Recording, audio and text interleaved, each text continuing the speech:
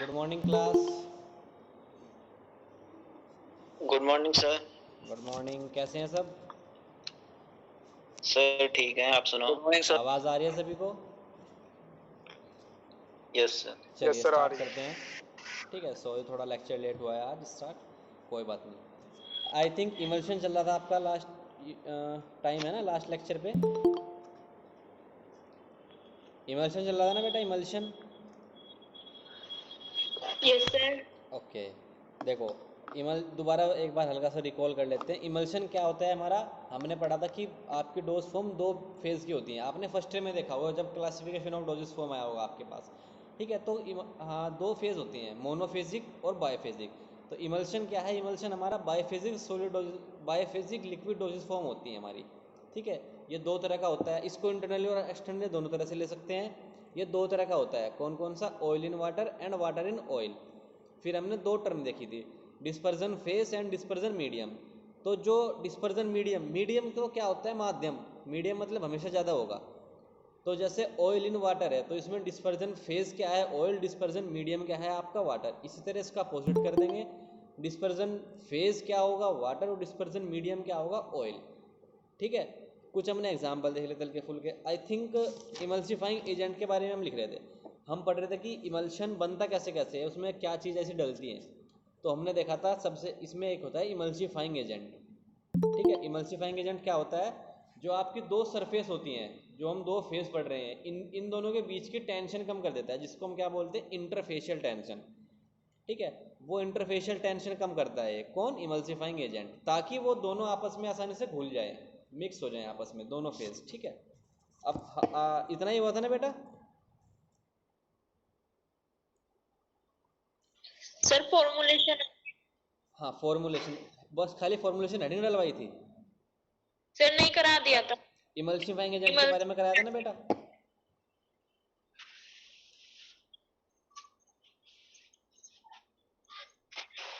सलोनी? Sir yes sir, हो गया था, इमल्सिफाइंग एजेंट हो गया था। Okay okay okay, I think इसकी क्लास के इसके बारे में लिखो। चलो लिखो next up, types of emulsifying agent. Types, TYPES, types of emulsifying agent, EMULSIFYING,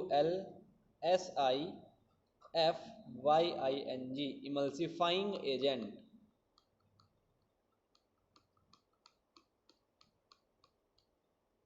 लिखो फर्स्ट, लिखो नेचुरल। लिखो natural agent, NATURAL, natural agent. Natural का मतलब जो हमें सिंपल नेचर से मिलेंगे, नेचर की सहायता से हमें मिलेंगे, उनको हम ऑटोमेटिक क्या बोलते हैं? Natural agent. ठीक है, लिखो इसमें natural agent. Natural agent, AGENT, natural agent obtain from, OBTAIN, obtain from vegetable source, VEGETABLE, vegetable source. Natural agent obtain from vegetable source, like, या एग्जाम्पल एक ही बात है, like, LIKE, like carbohydrate, CARBOHYDRATE,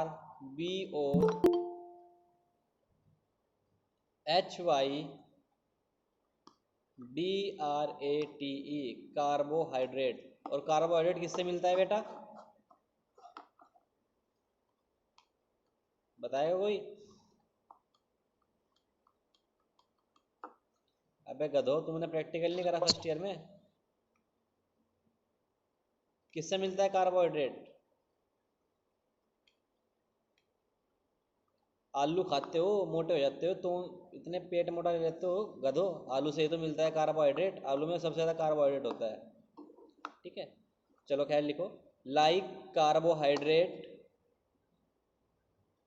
coma gums, GUMS gums, gum जब आप किसी पेड़, आप sorry पेड़ कह रहा हूँ, पेड़ को आप इंसिस कर दो, मतलब उस पर आप आर्क लगा दो, उस पर कुछ हल्का सा कट कर दो, तो पेड़ पेड़ में से गम निकलना स्टार्ट हो जाता है, उसी उसी गम की बात हो रही है, गम, GUM गम,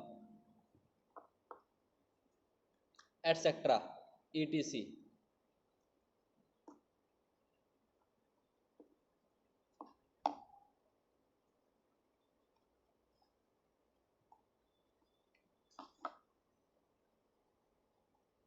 तो हमने क्या लिखा कि नेचुरल क्या होते हैं, जो देखो हमें वेजिटेबल सोर्स से मिलते हैं, और वेजिटेबल भी हमें नेचर से ही मिल रही है बेटा। तो बात तो हम नेचर की कर रहे हैं, चाहे आपका प्लांट सोर्स हो चाहे आपका वेजिटेबल सोर्स हो, ठीक है तो सब नेचर में ही है, ठीक है। तो वेजिटेबल सोर्स से हमें क्या मिल रहा है, कार्बोहाइड्रेट, प्लांट सोर्स से हमें क्या मिल रहा है, गम्स, ठीक है, ये बात है। एग्जाम्पल लिख दो इसकी, अकेशिया,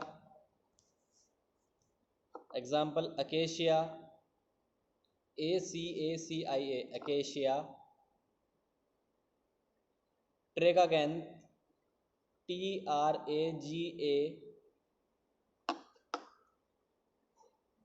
TRAGACANTH ट्रेगागैंथ,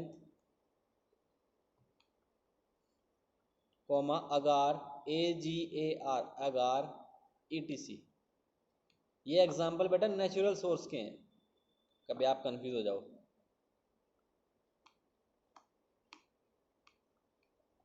अकेशिया, ट्रेगागैंथ, अगार, बस फुल स्टॉप।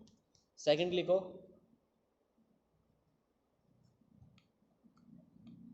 सेकंड लिखो, फर्स्ट टाइप क्या आता है आपका, नेचुरल एजेंट, सेकंड लिखो,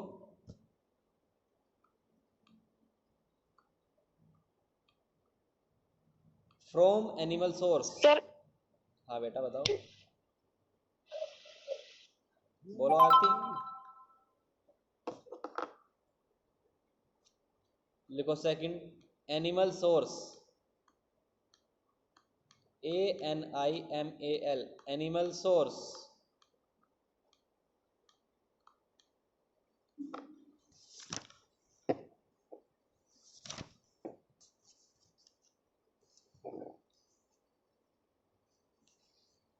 इसमें ए पॉइंट लिखो, ए पॉइंट जिलेटिन, GELATIN जिलेटिन।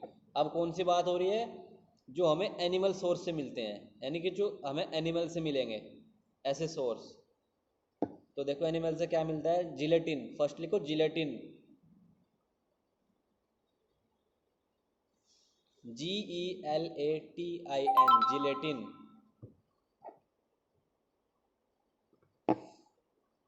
लिखो, gelatin is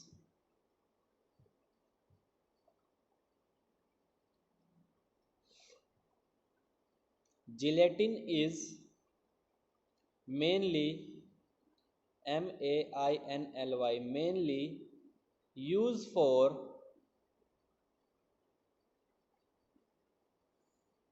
gelatin is mainly used for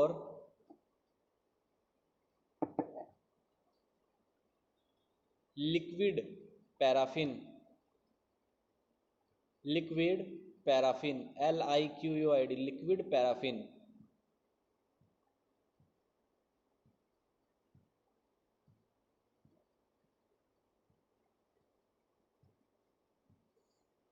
liquid paraffin। Next,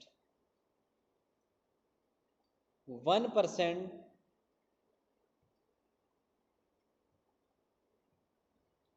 1% concentration, CONC dot लगा देना, शॉर्ट फॉर्म लिख देना चाहे, 1% concentration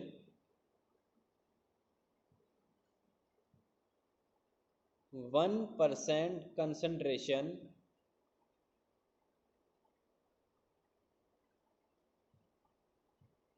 form emulsion, form the emulsion, FORM form the emulsion, EMULSION emulsion।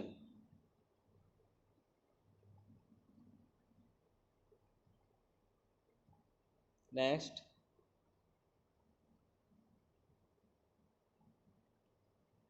In gelatin emulsion, in gelatin emulsion, जो gelatin का emulsion बनेगा उसके बारे में बात हो रही है। In gelatin emulsion, EMULSION emulsion, bacterial growth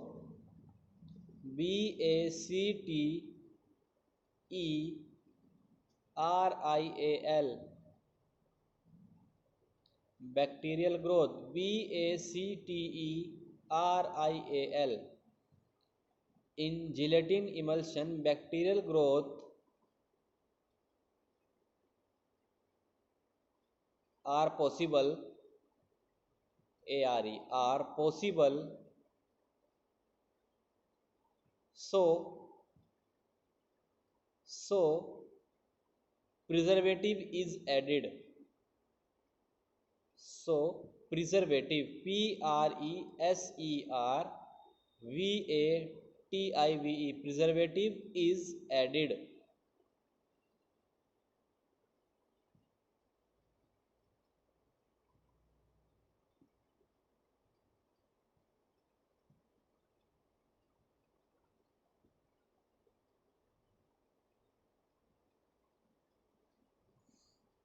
ठीक है। तो देखो क्या था कि जिलेटिन कौन क्या होता है, जिलेटिन का यूज़ आप तब कर रहे हैं अगर आप पैराफिन का इमल्शन बना रहे हैं, ठीक है। अगर आपको पैराफिन का इमल्शन बनाना है तो आप जिलेटिन यूज़ करेंगे, कितना, 1%, 1% कंसनट्रेशन आप, सॉरी, जिलेटिन का 1% कंसनट्रेशन आपका लिक्विड पैराफिन में यूज़ होगा। बट प्रॉब्लम क्या होती है कि जिलेटिन में आपकी बैक्टीरियल ग्रोथ होनी शुरू हो जाती है। बैक्टीरियल ग्रोथ मतलब जैसे आप कभी देखते भी होंगे, बोतल अगर कोई आपकी बंद है तो उसके ढक्कन के आसपास आपको कुछ अजीब सा दिखना शुरू हो जाता है कभी कभी, ठीक है।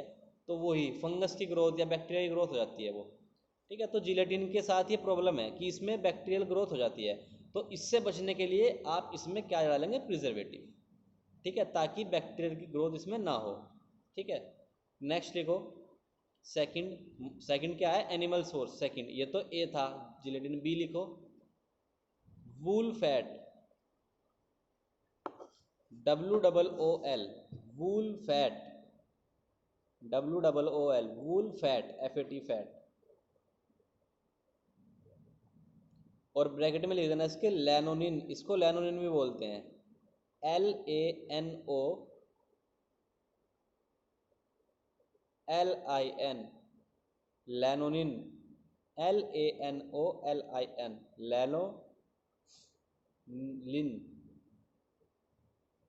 लिखो इसमें क्या है, वूल फैट क्या है, लिखो, it is used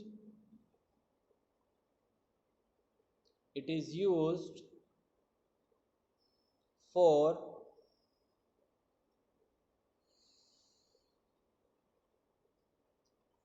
sorry, it is used in आएगा, it is used in emulsion, it is used in emulsion, EMULSION, emulsion, used, used externally। बेटा 1 मिनट जरा सभी होल्ड पे रहना। अंकल जी कर रहे कुछ, आ जाइए, आ जाइए।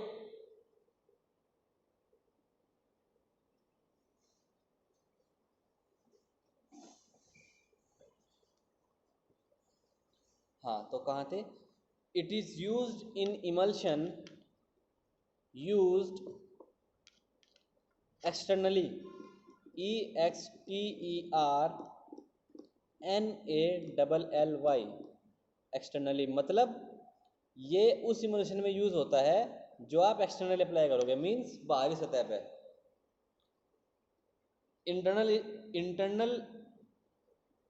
इंटरनल इमल्शन में ये अप्लाई नहीं होगा, ये सिर्फ एक्सटर्नल इमल्शन में अप्लाई होगा। क्यों, क्योंकि अगर ये अंदर चला जाता है तो ये थोड़ा हानिकारक होता है, इसलिए। क्या, wool fat.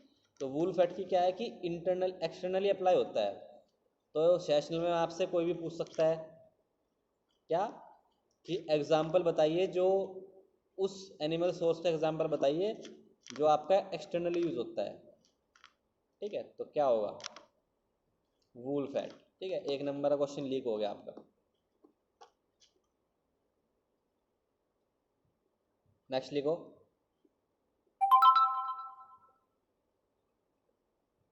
It produce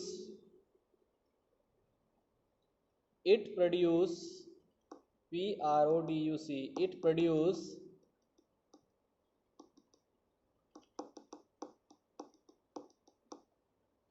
WO का मतलब क्या है? बताओ कोई, WO का मतलब क्या है? हाँ, वाटर इन ऑयल। ठीक है, तो मैं शॉर्ट फॉर्म बोला करूँगा, अब आप समझ जाया करना जहाँ भी WO है या OW है। तो ये है कि it produce WO type emulsion, ये water in oil type emulsion बनाता है, बस ऑयल इन वाटर में यूज़ नहीं होता है। It produce WO type emulsion.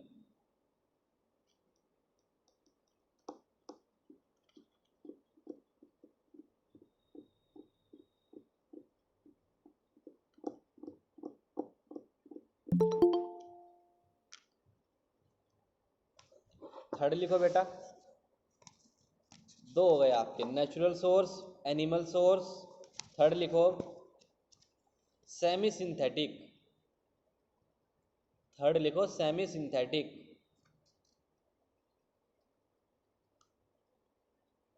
SEMISYNTHETIC, semi synthetic.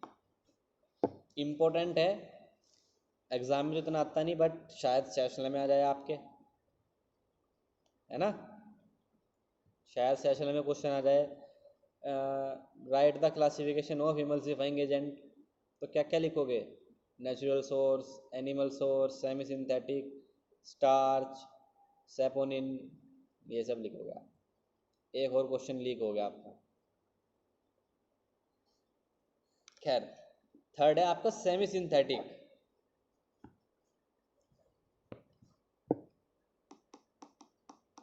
लिखो इसमें स्पेलिंग बोलना। क्या बेटा? सिंथेटिक की spelling. SEMI semi dash SYNTHETIC, semi synthetic. SYNTHETIC, semi synthetic. लिखो इसमें ए पॉइंट, इसका example A, methyl cellulose. Methyl METHYL, methyl cellulose, CELLLULOSE, cellulose.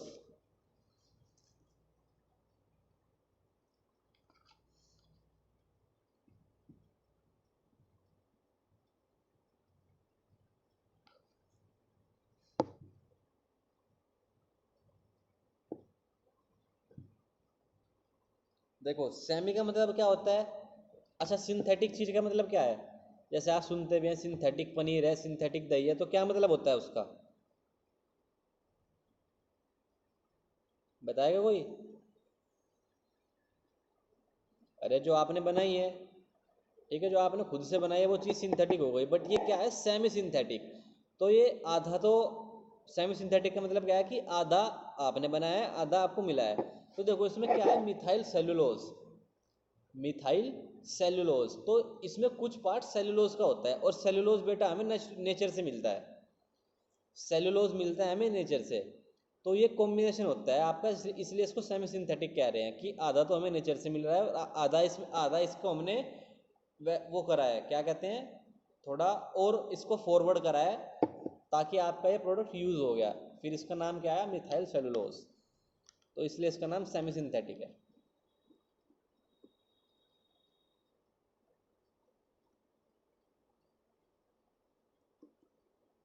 लिखो मिथाइल सेलुलोज में it is synthetic derivative SYNTHETIC TIC, it is synthetic derivative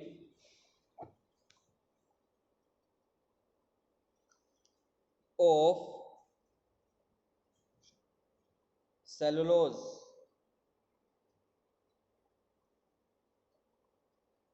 एक biscuit एक 10 की था, वही ले लो पहले, इधर 5 वाला biscuit.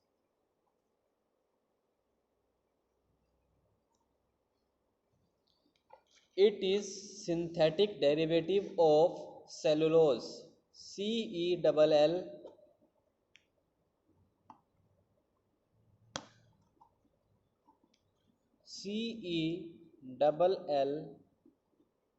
CELLULOSE. It is synthetic derivative of cellulose and mostly use, mostly MOSTLY, mostly use, काफ़ी ज़्यादा यूज़ होता है आपका। मिथाइल सेलुलोज आपका बहुत यूज़ होता है इंडस्ट्री में, वही लिख रहे हैं। And mostly use in industry